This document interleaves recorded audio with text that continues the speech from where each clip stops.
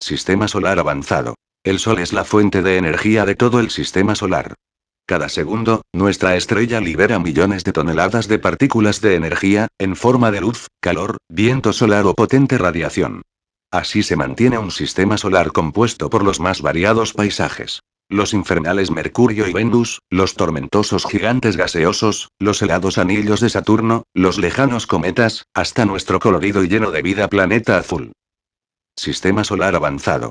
Toda la energía que sostiene la vida y nos mueve en cada una de nuestras actividades cotidianas procede del Sol. En estas páginas veremos cómo funciona el Sol, cómo sostiene todo el sistema solar y, en definitiva, cómo nos afecta. ¿Por qué brilla el Sol? En 1920, el astrofísico británico Arthur Eddington fue el primero en descubrir por qué brillan las estrellas. La luz del Sol se debe a las fusiones nucleares que se producen en su interior. El Sol se compone de gases, principalmente de hidrógeno, que es el átomo más simple.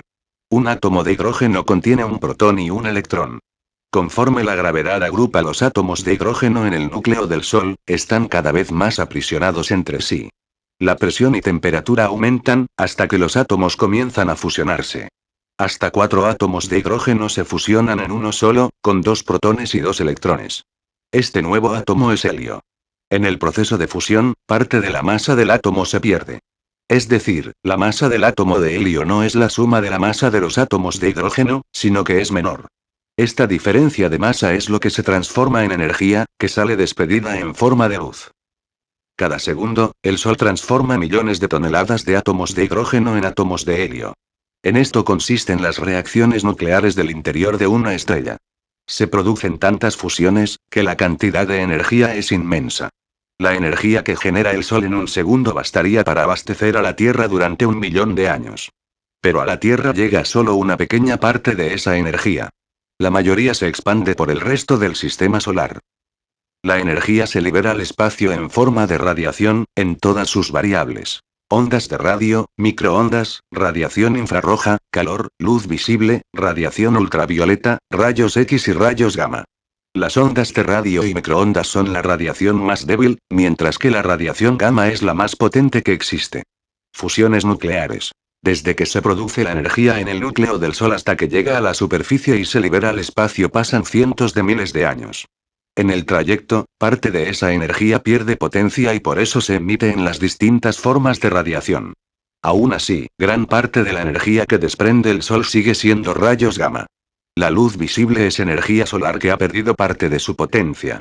Desde que deja el Sol, tarda 8 minutos en llegar a la Tierra. El Sol no brilla siempre con la misma intensidad. Varía en función de los ciclos solares. El Sol brilla más cuando aumenta el número de manchas solares, que es cuando el Sol está más activo. Los ciclos solares. Los ciclos solares regulan toda la actividad solar y la meteorología espacial. Aunque se han estudiado mucho en las últimas décadas, aún no se conocen del todo. Es muy importante comprender cómo funcionan los ciclos solares, ya que afectan a gran parte de nuestra tecnología actual y sobre todo, a las comunicaciones y la navegación aérea. También es necesario para planificar futuras misiones a Marte. El Sol funciona a un ritmo constante y ordenado. El ciclo solar está relacionado con la aparición de manchas solares. En el siglo XIX se descubrió que cada 11 años aparecían unas misteriosas manchas en la superficie del Sol. Hoy sabemos que las manchas solares indican el máximo solar, es decir, el momento en que el Sol tiene más actividad. Cada ciclo solar dura 11 años. El responsable es el campo magnético del Sol, y este se produce por el movimiento del plasma en su interior. El plasma se mueve a distinta velocidad en las distintas zonas del Sol, así. En las capas externas del Sol, zonas convectiva y fotosfera. En la zona del ecuador el plasma tarda 26 días en dar una vuelta completa. Mientras que el plasma cercano a los polos se mueve más despacio y tarda 36 días. En las capas internas del Sol, núcleo y zona radiactiva. El plasma tarda 27 días en dar una vuelta completa. Por tanto, el plasma de las capas internas se mueve más despacio que el de las capas externas del ecuador, pero bastante más rápido que el de los polos. Esta diferencia de velocidad hace que unas capas se deslicen sobre otras y se cree un campo magnético. Las manchas solares son las zonas donde el campo magnético es más fuerte. Fulguraciones. El campo magnético está formado por líneas de partículas cargadas eléctricamente. Al comienzo del ciclo, estas líneas están ordenadas de polo a polo. El plasma, al moverse, las empuja y las dobla. Como el plasma se mueve a distintas velocidades, las líneas del campo magnético se retuercen, se doblan y se elevan hasta salir a la superficie. Salen al exterior en forma de bucles coronales, que pueden alcanzar la altura de varios planetas Tierra. Cuando la actividad solar es máxima, los bucles son muy numerosos e intensos. Chocan entre sí y expulsan enormes chorros de plasma y rayos X, llamados fulguraciones. El plasma se expande por todo el sistema solar y forma el viento solar. A veces se producen eyecciones de masa coronal, violentas explosiones de plasma que son las que originan las tormentas solares. Las tormentas solares. Las tormentas solares se producen cuando el ciclo solar alcanza su máxima actividad y justo después. Es decir, cuando la actividad magnética del Sol es más fuerte y comienza a descender. Hay un máximo solar cada 11 años. El último comenzó a finales del año 2012 y se prolongó durante el 2013. Las tormentas solares consisten en violentas explosiones de plasma y de partículas cargadas, llamadas fulguraciones y, sobre todo, eyecciones de masa coronal. Normalmente, las eyecciones de masa coronal se producen tras una fulguración, pero no siempre es así. Eyección masa coronal. La actividad magnética del Sol hace que se formen bucles de plasma en su superficie. Cuando la actividad magnética es más fuerte, hay tantos bucles que chocan entre sí y provocan enormes explosiones de plasma. Alcanzan una temperatura de decenas de millones de grados. Durante una tormenta solar, se expulsan y se expanden por todo el sistema solar millones de toneladas de plasma y partículas cargadas, junto con gran cantidad de rayos X y gamma, la radiación más potente que existe. La radiación alcanza la Tierra en 8 minutos, ya que viaja a la velocidad de la luz. Afortunadamente, nuestra atmósfera nos protege. Las partículas cargadas tardan en alcanzarnos de 1 a 3 días, aunque a veces llegan en solo unas horas. Chocan contra el campo magnético de la Tierra, lo comprimen y pasan a las capas altas de la atmósfera. Cargan la atmósfera con la potencia de billones de vatios. Provocan sobrecarga en las redes eléctricas, apagones, averías en satélites y telecomunicaciones, perturbaciones en el tráfico aéreo, etc. Nuestra tecnología nos hace cada vez más vulnerables a las tormentas solares. Aún no es posible predecir cuándo se producirá una tormenta solar. Además, cuando se produce, se dispone de pocas horas para reaccionar. La tormenta solar más fuerte registrada hasta el momento fue en 1859, y se conoce como el evento Carrington. Destrozó la red de telégrafos y produjo auroras boreales tan espectaculares que se vieron incluso en España. Hoy, aunque no sean tan fuertes, producen más daños, ya que casi toda nuestra tecnología depende de las ondas electromagnéticas. La tormenta solar con mayores pérdidas económicas fue la de 1989, que dejó sin electricidad a más de 7 millones de personas en Quebec. ¿Cómo afecta el Sol al clima? El Sol es la fuente de energía de toda la vida en la Tierra. La mayor parte de la energía solar llega a la Tierra en forma de luz y calor. El clima depende del modo en que esta energía se reparte entre la atmósfera y la superficie terrestre. El clima es más cálido donde llega más energía a la superficie, y más frío donde menos. La atmósfera de la Tierra es densa, y una buena parte de la energía solar se pierde al atravesarla. La atmósfera impide que los rayos más dañinos lleguen a la superficie, rayos X, gamma y buena parte de los rayos ultravioleta. Los gases y las partículas de polvo de la atmósfera hacen que una pequeña parte de la energía se disperse antes de llegar al suelo. Esta dispersión de la luz es la que produce el color azul del cielo. Otra parte es absorbida por el vapor de agua o reflejada por nubes y océanos. La cantidad de energía solar que alcanza la superficie puede ser 4 veces mayor en un día despejado que en un día muy nublado. La cantidad de energía que absorbe la superficie depende de la latitud, ya que el ángulo en que llega a la luz varía. Sobre el ecuador la luz entra en línea recta, por lo que absorbe más calor y el clima es cálido. Cuanto más nos alejamos del ecuador, la luz llega en un ángulo más cerrado, atraviesa más atmósfera, se pierde más energía y el clima es más frío. En las zonas cercanas a los polos, solo el 5% del calor llega a la superficie. Estas variaciones provocan cambios de presión en la atmósfera y forman las corrientes de viento. Las corrientes de viento se unen a las oceánicas y producen fenómenos como el Niño, los monzones, huracanes, etc. El ángulo en que llega a la luz varía en cada época del año. Se debe a que la Tierra gira sobre un eje inclinado a la vez que orbita alrededor del Sol. Por tanto, la cantidad de energía solar que se recibe en cada época del año es distinta y se crean las estaciones. Clima tropical. Los ciclos solares también afectan al clima de la Tierra. Hay relación entre la cantidad de manchas solares y períodos de largas sequías o inundaciones. También varía la cantidad de radiación que llega a la superficie. Entre los siglos XVI y XVIII hubo un enfriamiento conocido como la Pequeña Edad de Hielo, coincidiendo con un período en el que apenas hubo manchas solares. Actualmente la actividad solar es muy alta, y se estudia si podría tener relación con el cambio climático. Estructura del sistema solar. El sistema solar es la región del espacio sobre la que el Sol tiene atracción de gravedad. Podemos imaginarlo como una inmensa burbuja flotando en el espacio. Existe una frontera invisible, que es el lugar donde el viento solar y las partículas cargadas dan la vuelta. Todo lo que queda dentro de ese espacio forma parte del sistema solar. El Sol, los planetas, los cuerpos celestes menores, las partículas de polvo estelar, los rayos cósmicos, y todo el espacio interplanetario. Al formarse el Sol, los fragmentos de material estelar sobrante quedaron orbitando alrededor de él. El material se agrupó hasta formar el resto de cuerpos celestes. Son muy numerosos, pero casi todos se concentran en unas zonas determinadas. El sistema solar se ordenó y se estructuró de la siguiente manera. Sistema solar interior. El Sol. Ocupa el centro y todo orbita a su alrededor. Es más del 99% de la masa de todo el sistema solar. Emite la gravedad que mantiene unido el sistema.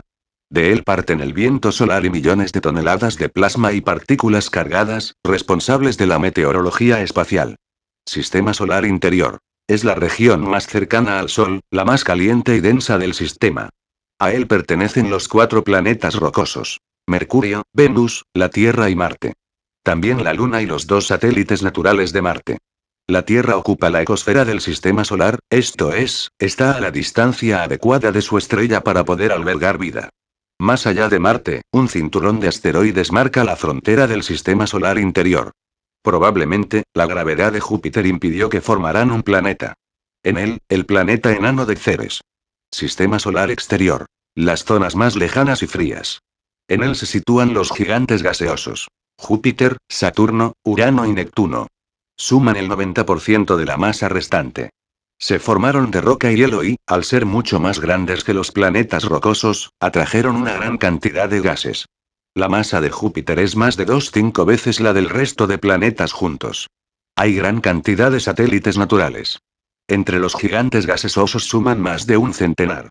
Más allá de los planetas, el cinturón de Kuiper, un cinturón de cuerpos helados y planetas enanos como Plutón, Eris, Makemake y Haumea. En la zona más alejada, la nube de Oort, de donde proceden los cometas. El sistema solar exterior es muchísimo más grande que el interior. La distancia entre Marte y Júpiter, y entre cualquiera de los planetas exteriores es mucho mayor que la distancia entre Marte y el Sol. La nube de Oort está a 1,6 años luz.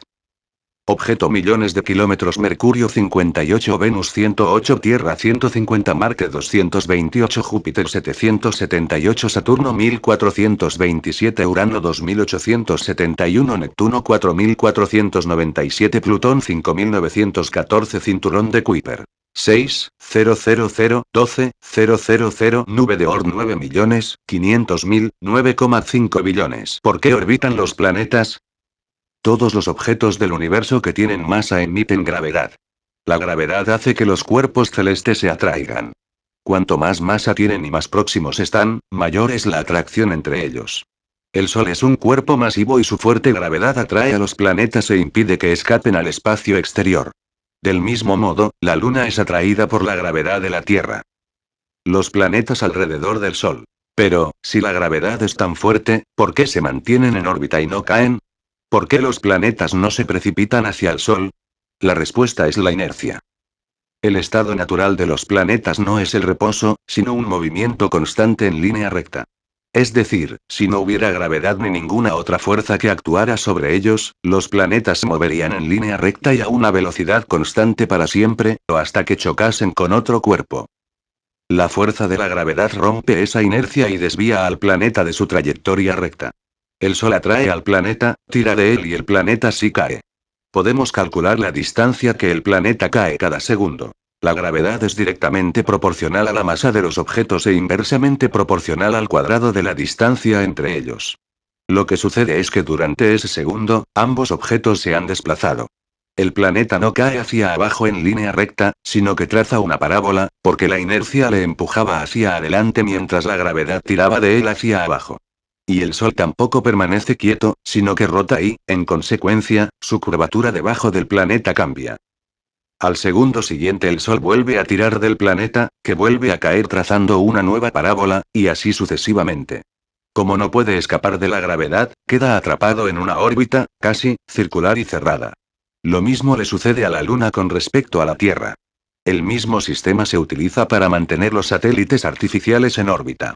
Cualquier objeto cercano a la Tierra que se mueva a más de 8 kilómetros por segundo, quedará atrapado en una órbita y no caerá. Si se mueve más despacio sí caerá, ya que la gravedad será más fuerte que la inercia, y el tirón de la gravedad lo desplazará más distancia hacia abajo que la inercia en línea recta. Planeta período orbital, en días terrestres, Mercurio 88, Venus 224,7, Tierra 365,26, Marte 687, Júpiter 4331, Saturno 10759, Urano 30799, Neptuno 60179, Plutón, planeta enano, 90613. La frontera del sistema solar. El sistema solar tiene forma de burbuja. Forma parte del sistema solar todo lo que está dentro de la zona de influencia del Sol. Es decir, hasta donde alcanzan su fuerza de gravedad, el viento solar y su campo magnético. Esta burbuja se llama heliosfera, y flota por el espacio orbitando alrededor de la galaxia. Heliosfera. El borde exterior de la heliosfera se llama heliopausa. La heliopausa es la frontera invisible del sistema solar. Es el lugar donde el viento solar pierde velocidad y da la vuelta. Envuelve la heliosfera y la protege de los rayos cósmicos externos. La heliopausa es elástica. Se expande y se contrae, y puede cambiar de forma y tamaño. Se cree que en algún tiempo pasado estuvo muy contraída y el sistema solar estuvo expuesto a muchos rayos cósmicos. El límite de la heliopausa se llama choque de terminación. Está en contacto con la radiación externa. A partir de ahí comienza el espacio interestelar.